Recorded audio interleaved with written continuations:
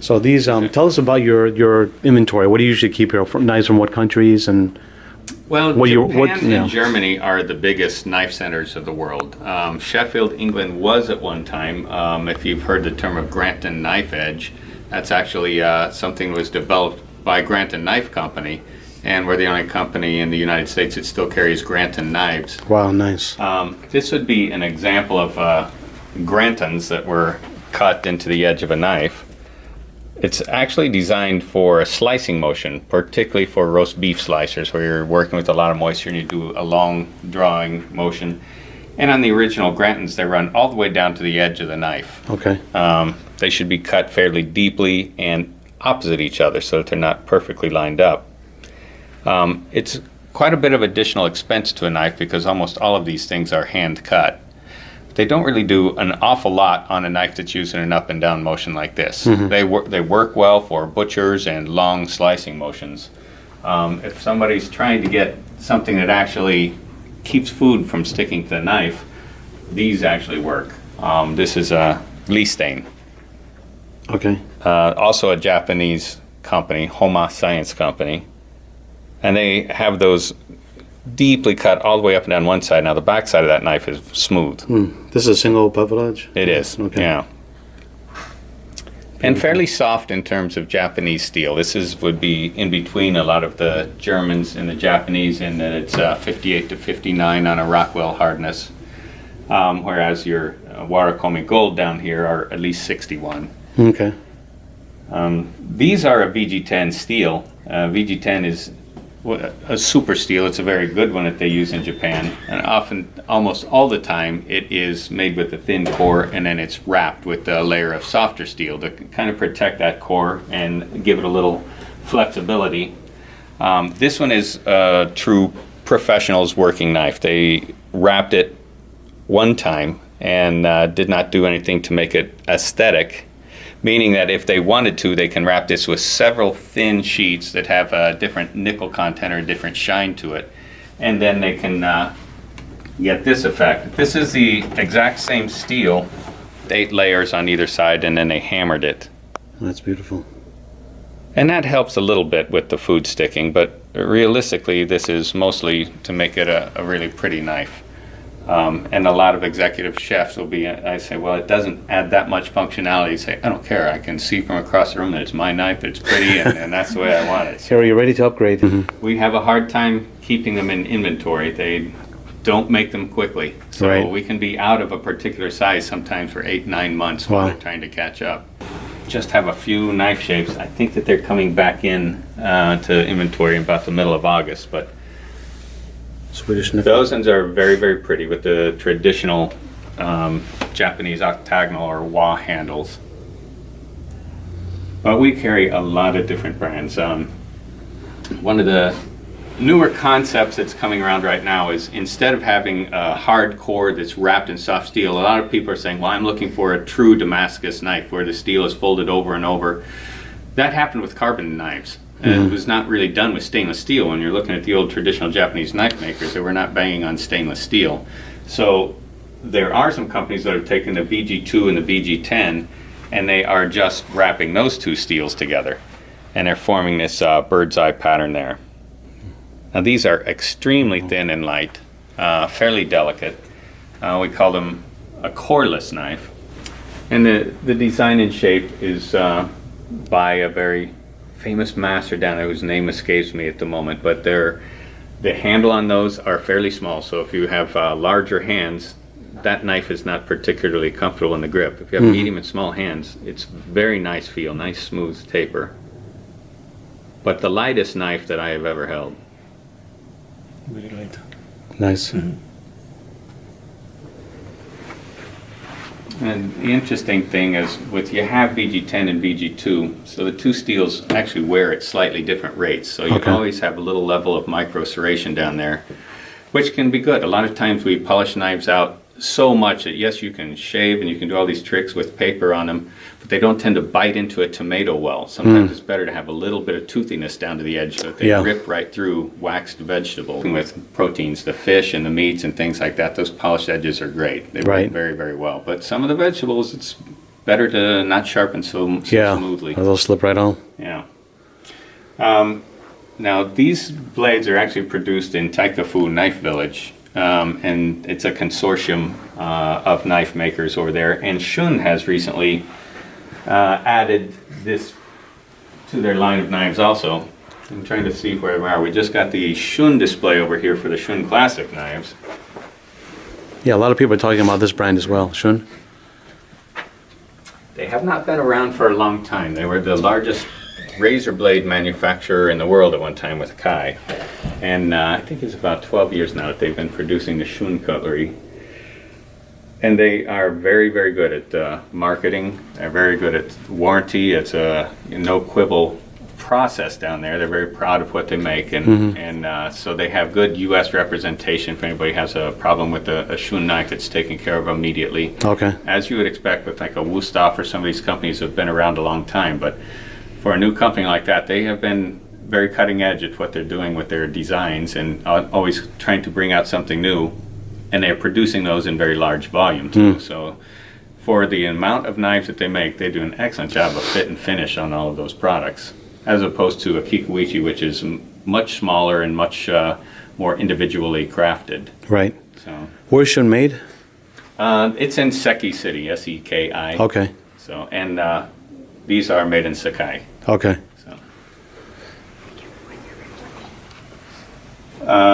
We have, this is an example of a Shun knife here also. These are powdered steel cores. They will call it microcarbide or SG2. A very interesting way of making a steel. When they have all the different elements that go into a stainless steel with the molybdenum, the vanadium, and all the different components, it can be difficult sometimes to get them to blend well. So somebody came up with the idea here of melting these things as individual components and blowing them. They hit them with liquid nitrogen, I believe, effectively blowing it through a mister to create powder. So once they have the molybdenum and the vanadium and the silicon, all the different elements that they want to form that alloy in a powder form, they can stir it together, put it together in the mixer that they want, get more vanadium in it than you would normally, and they put that into a can, pressurize it with argon gas, and force it down into steel. It never goes into an oven. Wow. And then they have these little discs that come out of it, and they'll roll those discs out into a sheet and then send those sheets around to the knife makers, and they can then use a laser cutter and carve out the shapes and make the knives. So it gets, when you look at these under a microscope, it looks like linen cloth, just perfect grain structure on them. And they really do an excellent job. Now those can be very, very hard and still not be brittle. So powdered steel is very, very expensive. But, you know, if you understand what they had to do to make that, right, and in what small batches they can produce it, it's understandable. What's an average cost for one of those knives? About $300. So okay.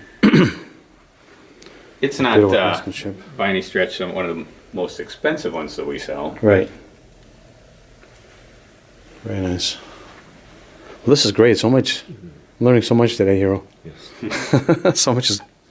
And we have a lot of carbon steel also that you don't see out on display, because when people come up and touch that carbon steel, if we aren't right behind them powdering and re-oiling the knife, then it can rust. Sure. So the traditional shapes that you see out here that appear as though they may be carbon, this is actually a Jinsan 3 stainless steel.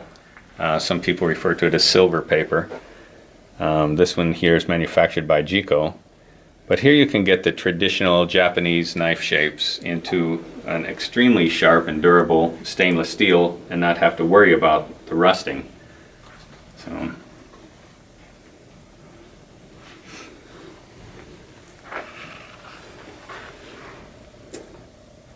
and the ferrules that they made, that black piece on the top of the handle, those are from water buffalo horns. Like this one. Wow. A little heavy one. Yeah. The black part's from the water buffalo horns. That black part. Really interesting.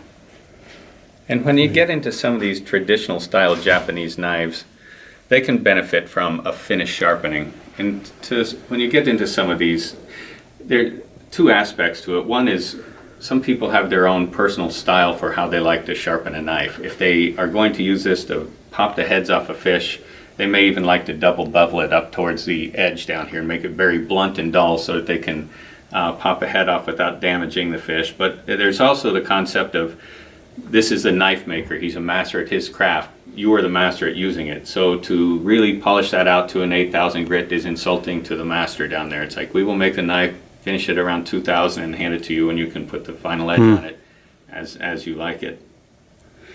But for the most part, these traditional knives are very, very easy to sharpen because the backside of it is concave. So you can get a true one-sided knife. You see where it's shiny just along the spine and along the edge and down at the tip?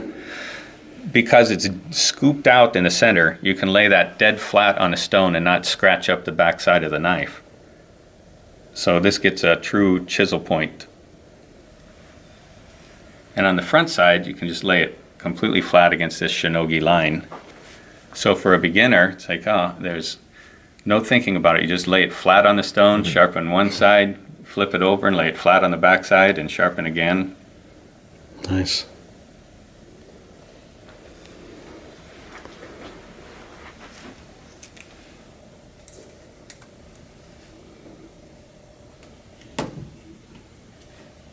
Well, we also have Mac, Masahiro. Slice knives are made by Tony Yamada and Yamahide Cutlery. Very nice deal. He has kind of Americanized the name, so super long insured cutting edge. I'm trying to speak with Mr. Yamada and saying it does not necessarily translate that well. A beautiful katana on the back. Been making knives for 3 generations. I like they just call it a Yamahide or a Yamada knife. But they developed this edge. Grandfather was a knife sharpener. You'll see that edge on Spyderco pocket knives, sometimes on some special runs of Masahiro knives. But that is a very beastly serrated edge. That if you Looks have like something Rambo would carry. You know, it's interesting you say that because the way it came about for Spyderco knives is they came to him when they were making the movie Cliffhanger. Oh, okay. And they said, we need to take a knife and with one swipe, cut away from the rope. We don't have anything that will do it. So, yeah, it's a very good story to hear him tell it. When it took a long time in the translation with his accent, he's like, Cliffhanger. Cliffhanger. It's like, oh, wait, you mean the Rocky movie? So, yeah, that's exactly what Rocky would be using in his movies. Right. And then you have Nenox. Nenox is the name of the knife company. They make some very beautiful pieces, some of the most expensive knives that you will see. And this isn't actually a fairly affordable series here with the black handles in the G series. It has a little bit less finish on it and a little less rounding of the spine and things than when you get into the ironwood.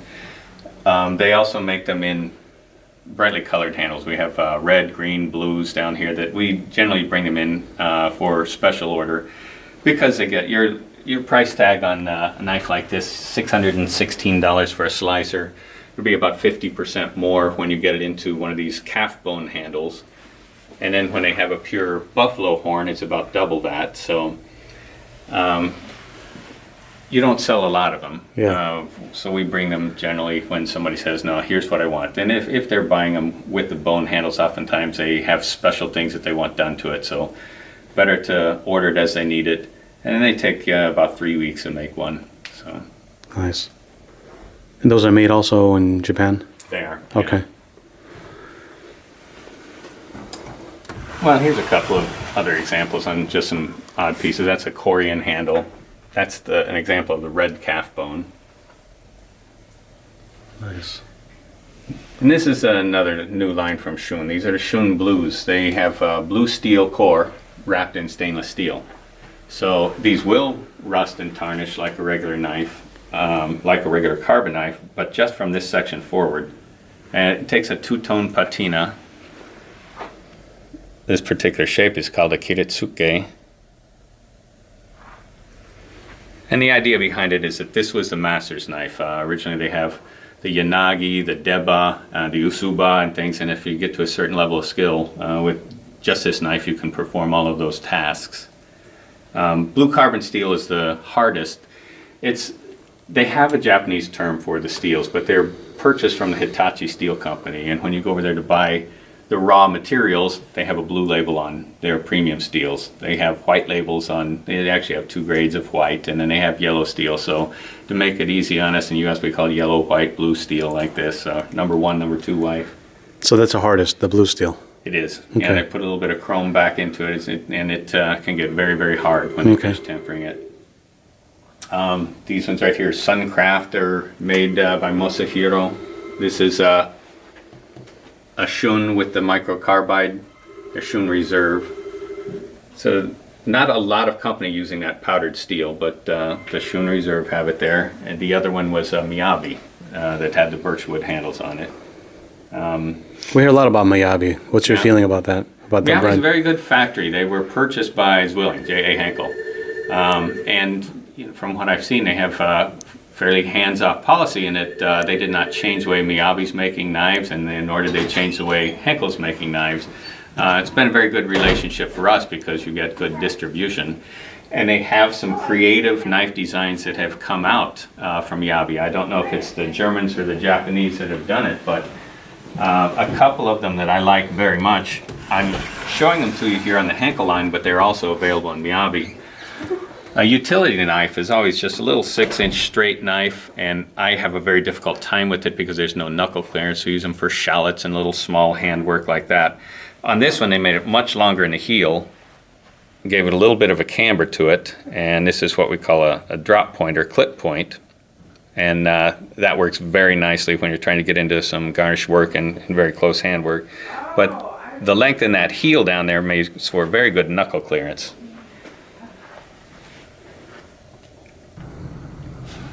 So that one's the Henkel version, and all of these are available in a couple of lines of Miyabi. They have they have something that is like an AUS 10 steel, a molybdenum steel. They also have that in the same Damascus wrapped VG10 that's available in a couple other lines. They kind of went right after Shun with one of their VG10 Damascus core lines. They have a couple of little red inserts and things like that. So performance-wise, you just have to feel them and say, I like that handle a little better than the other, but they're very, very similar. So, and then the other new one that they did is they changed the santoku around.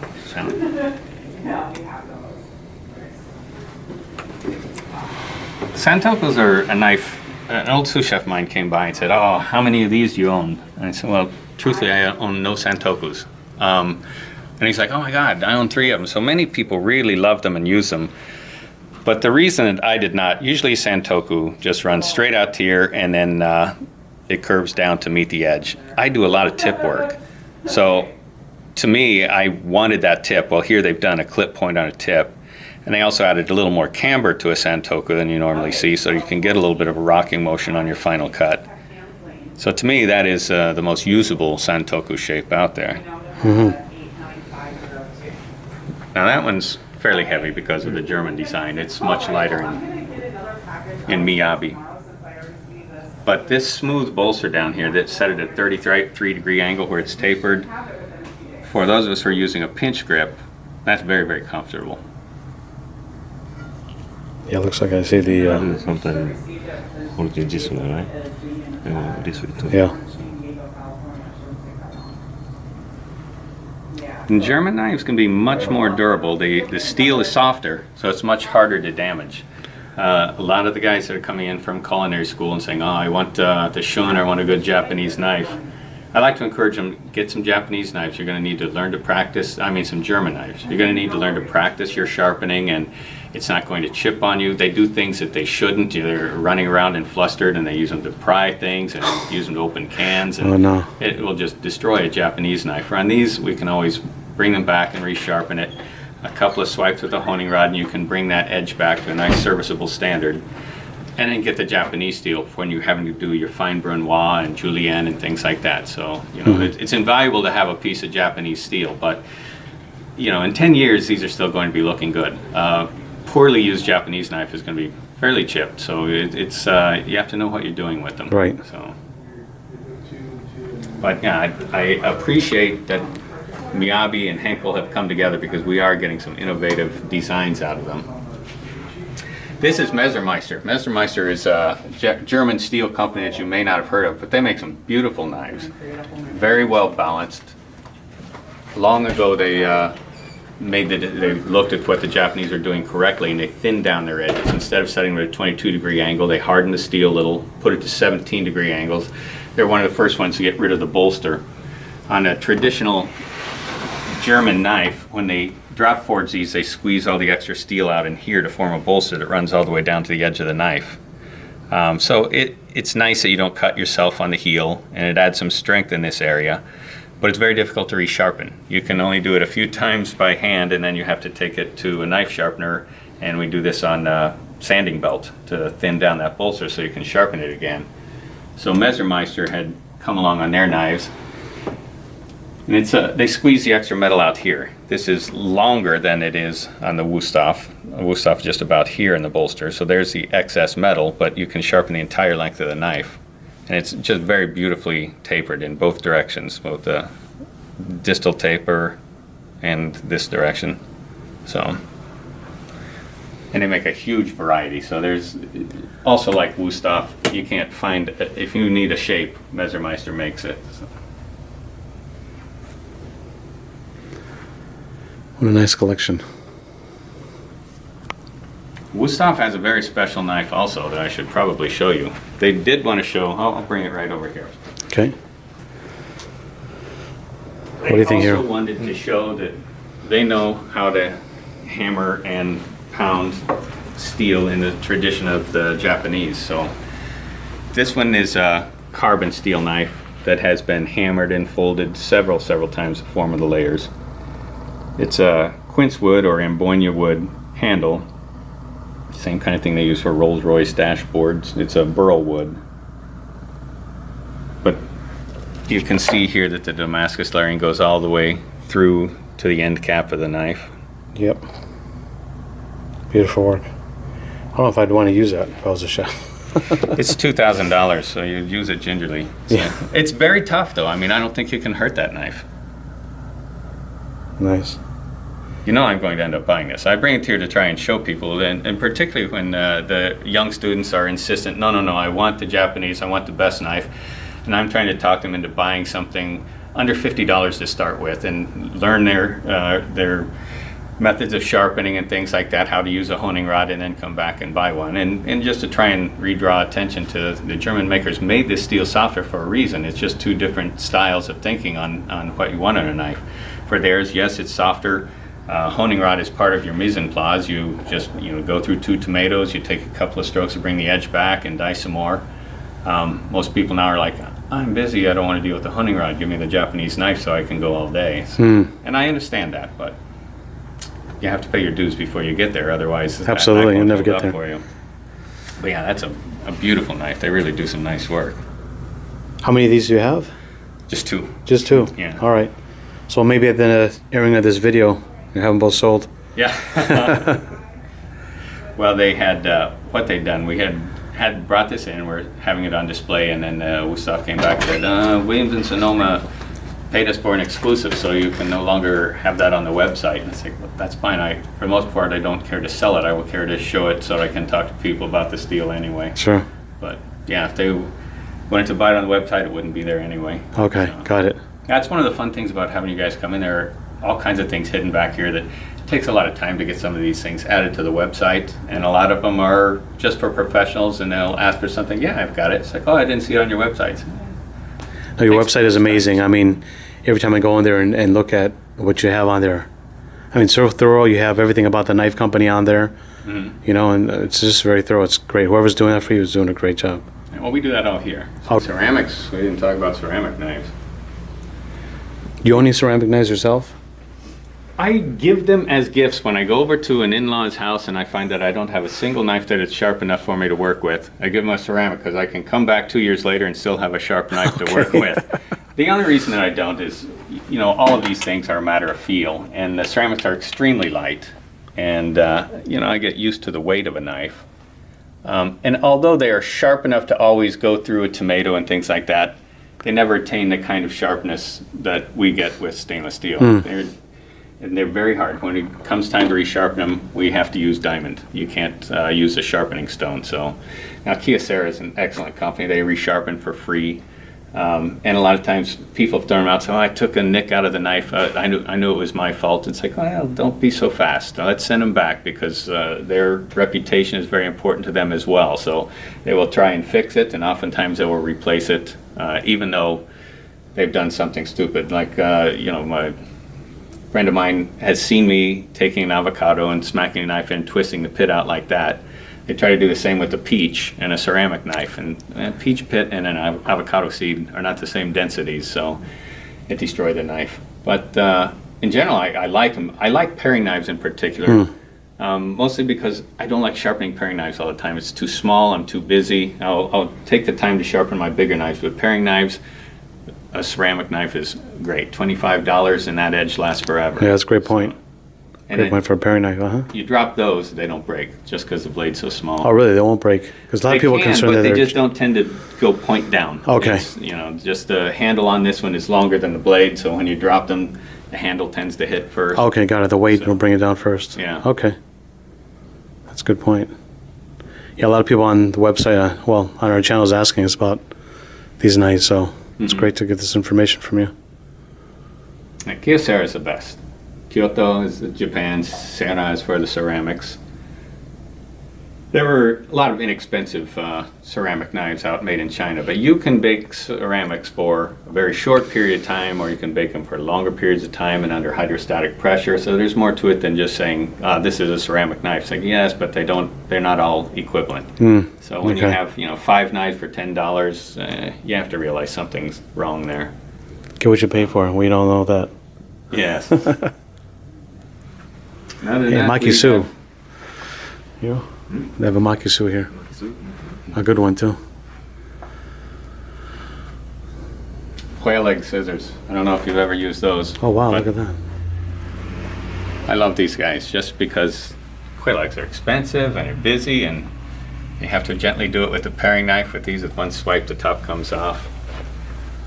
Have you He ever uses used his them? knife. No, Yeah, I of course you use knives. This is a kind of I have a selection of plating tongs and things like that, but in recent years, as food presentations become more refined, there's a lot more interest in saucing spoons and plating utensils. I had been bringing them in for a number of years, but I was importing them from Japan, and they were dental tools. And so when you're trying to plate microgreens and things like that, but Mercer Tool Company here, Mercer Cutlery now, has done a great job at looking at what's going on in kitchens, and they have a whole variety of different shapes and offset tweezers and things for plating foods, and Moribashi is probably what you use. Yeah, I use the chopstick. Yeah, we have those too. Several different types. Kikuichi makes great Moribashi too. Good.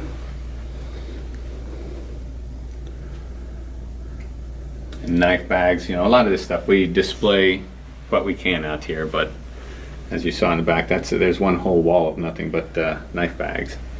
You got your sharpening stones. The whetstones. Which is the highest grade that you have here? Well, this is a 4,000, 8,000 grit combination. This one here is a 6,000. I have this in 8,000 also. I have a glass plated 10,000 grit. It's basically a Kyocera stone that is bonded to a plate of glass so that it stays dead flat. It's very hard and it lasts a long time. You have witnessed Chef Hirano when he's sharpening a stone, you have to raise the slurry. You rub the knife on there until a slurry is formed. On 10,000 grit, it is so smooth that it takes a little bit of help. So you use these fixer stones and you rub that down until you develop the slurry, and then you can sharpen a knife. And they go up. They're 10,000, 15,000 grits. I don't carry them here. There's a certain point where I'm like, that knife is sharp. It's time to stop. That's a good point. Very good point. So how long should you keep a stone soaked in water? Because that's a whole debate on YouTube that we're discussing with some of our fans. A good quality stone can stay soaked indefinitely without breaking apart. A poor one, the bonding agents fall apart. Thank you very much. So you all hear that from this gentleman's mouth, the expert's mouth. It's difficult to know what quality bonding agent that you have in a stone. You know, if you buy it from somebody like me, then I don't even bother to bring in the poorer grades. I just don't want returns. I don't want problems or people to be disappointed. So there are, if you paid $25 for a stone, it's probably not going to hold up in water. And that's the difference, is the bonding agent. When I try and talk to the various companies and say, if you could tell me exactly what bonding agent you're using, we could quantify that for people so that they can make the decision in advance. And so I want A, B, C, or D grade bonding agent. But I'm told that that's proprietary and nobody really wants to give their secrets away on what they're using. But all of it is just taking an aggregate that has been meshed to a certain size, and there's no international standard. So if you buy an American 1000 grit, that would be about the equivalent of an 800 grit in Japan. Okay. And then the bonding agents will differ. And it becomes a matter of what you like to work with. Norton, for instance, slurries breaks down much more quicker than a Japanese stone. And I would be very reluctant to leave that one soaked for long periods of time in water. However, since it develops that slurry so quickly, I can get my sharpening done a lot faster with it. So I like they make them in 200, 1000, then 4000, 8000 on the combination stones. And they work well, they sharpen quickly, and if time is of the essence, that's a great way to go. The ones that you have used on your video, the Masahiro 1000 grit and a Kikuichi 6000 grits, we have them soaking in the back. We soak them for long periods of time, and I don't think they're ever going to fall apart. We started soaking them from the first day we got them from you, and they've been in water since. Oh yeah? And they hold up fine. And Hiro uses them twice a week, and the other chef uses them as well. So not a problem. Yeah, everyone's like, oh, you shouldn't have to soak it that long, but they're always using them. I mean, there might be a time where they just have to take it out real quick and get on it, you know. I have had complaints with the ceramic stones we have. Now, these are from Naniwa abrasives. They're ceramic. The idea behind these, you don't need to soak them. You splash them and you go right to work. So I don't know why people are soaking those. And so that you bought a ceramic stone so that you don't have to. And I haven't had them say they've broken down in the water, but I think they've taken them out of the water, and when they've dried, they said, oh, my stone cracked and I still had, you know, a half an inch left there I should have been able to use. It's like, well, I don't think that they're ever designed to soak. So True. That's why you're buying a ceramic, so you don't have to. You can splash it, you can go and you can put it away and clean the area if you don't have a space to dedicate for holding your stones. So